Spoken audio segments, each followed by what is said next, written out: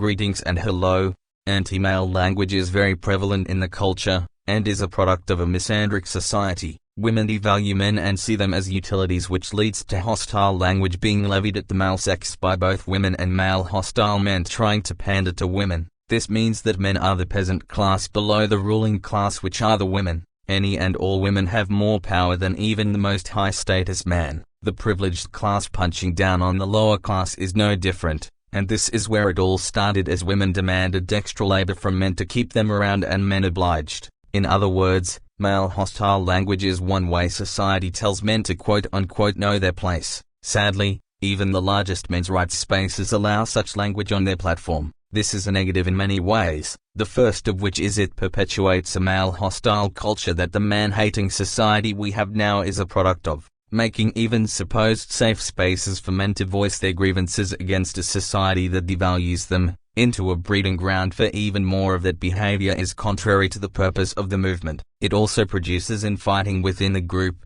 as one set of people labeled one way get into a conflict with the aggressors. Such behavior has clearly no place in a movement focused on organizing men in order to get things changed, so that our rights may be gained. Another reason as to why it is important to crack down on anti-male language within the movement is because it diverts men from focusing on the real issues. Saying, beta men, weak men, cucks, the F-word directed at queer men, or any other number of anti-male slurs is derailing any form of productive discussion on how to tackle real-world problems. It instead shifts the blame to an outgroup of men, which has little to zero to do with the actual problem at hand. Man-hating women perpetuate these issues, and it plays into their hands by deflecting from the real issue. This is the exact goal of the feminists, to derail and make any opposition useless. Anti-male language also dehumanizes and attacks men for their gender. It addresses men as if they were just animals that need to be trained or corrected. That is how feminists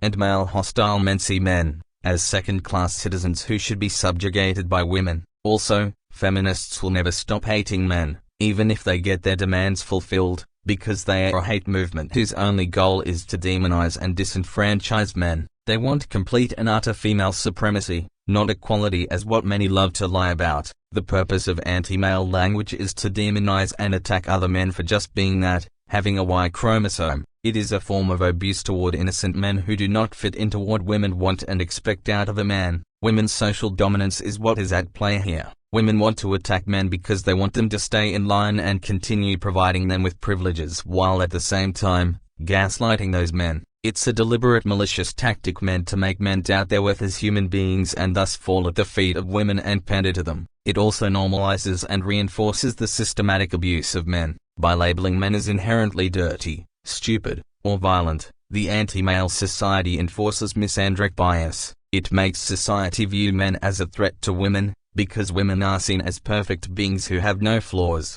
The entire narrative of anti-male language is either set against men who do not want to pander to gynocentrism or just a blatant attack on a certain group of men to show women's social dominance. Women are never attacked for their hobbies no matter what they might be, but men are attacked for the smallest icks by both traditionalists who want to see men as disposable tools for the women, or feminists who just want to attack men out of spite. Take for example attacks against gay men as being degenerates, perverted, or pedophiles. These attacks are very prevalent in society as society loathes male sexuality. People find male sexuality to be gross and disgusting and women's sexuality to be on the level of being bestowed by a goddess herself. This is an indicator of how society views men themselves as being repulsive and only there to be useful to a woman. Anything that does not serve to further and increase women's control and privileges is demonized and made to seem like the worst thing on the planet. The pedosmere especially is a vile and vicious attack on men, as it is almost never used for women in actual pedophilic cases. It is a death threat against men who a woman finds contemptible and thus wants to get rid of. It's basically a mafia hit on a target they deem to be a threat to their operations and thus want to take out. Any woman who makes such false accusations needs to be put behind for the same time that she falsely accused the man of doing. False accusations permanently stain a man's reputation and hinder his ability to work in society, on top of already making him a further target of attacks by male hostile men who want to see other men dead. Another male hostile smear is cuck. Cuck is used to attack men who quote-unquote let people, in this case, women, take advantage of them in some way. This assumes that naturally men have any agency and power to stop what they are going through and to make the situation right in any case, as long as they put effort in. This is a strong man cope and assumes that men have influence in the first place, which is a fallacy. Men have zero power whatsoever in this society, and placing the blame on the man is just derailing from the actual cause of the problem, which are man-hating females. A third series of man-hating slurs directed at men are the pussy, sissy or wuss comments that Tradcan men and women love to levy on men who are not gynocentric. These are just a brainless hatred response to men showing vulnerability and that they need help. Women also demand that men be strong so that they could make good providers and not complain when the woman increases her demands. So therefore the feminists are not correct when saying that feminists do not encourage such slurs. In fact, they support it because the women support it. Women say that only they can truly be victims, and they love to put up the false frame that they are attacked by men and that they need protection from them. This is false. Men adore women and do anything to protect them, as shown by white knights. Meanwhile, women get to beat and hit their men and children while nothing is done, until the point where the woman kills the man, child, and only then will consequences be levied, no matter how light they may be. Tradcan men bend hand and knee to this narrative, as they are woman worshippers and only see women as being worthy of respect, and attack men they deem to be of no use for women. This is part of the male-on-male hostility which is caused by gynocentrism, and not toxic masculinity as claimed by feminists who want to uphold the narrative of only women being victims. The fourth series of slurs is about men being dirty,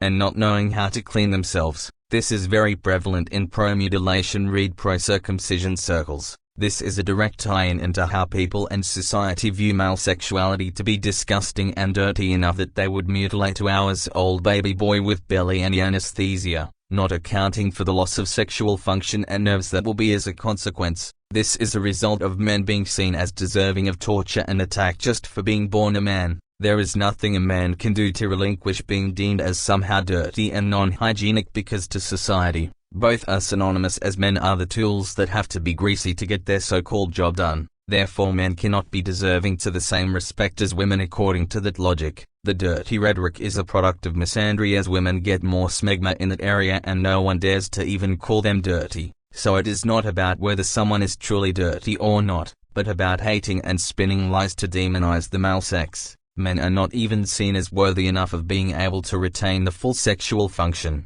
and one of the most important parts of their organ. Where are the people that say protect the children when literal helpless male babies are being tortured and deprived of a literal part of their body? That's right, the babies are male, so nobody gives two shits. Boys are a stain and deserve to be punished anyway, so why not show them their place even more and abuse them so much that they have it ingrained in their subconscious from the time they are mutilated? Again, male hostile attitudes lead to such language being used to attack and describe men. The language is a reflection of those attitudes and an endorsement of it. It perpetuates and increases male abuse by devaluing and attacking men in favor of giving women privileges and goddess status. Pro-male activists need to eliminate that language from pro-male spaces completely and give no mercy to those who continue to claim that men are less worthy than women. And on spaces outside of the pro-male collective, there needs to be more activists raising awareness and pointing out misandric attitudes and the damage they cause. Only through this way can we get rid of such hate speech towards men,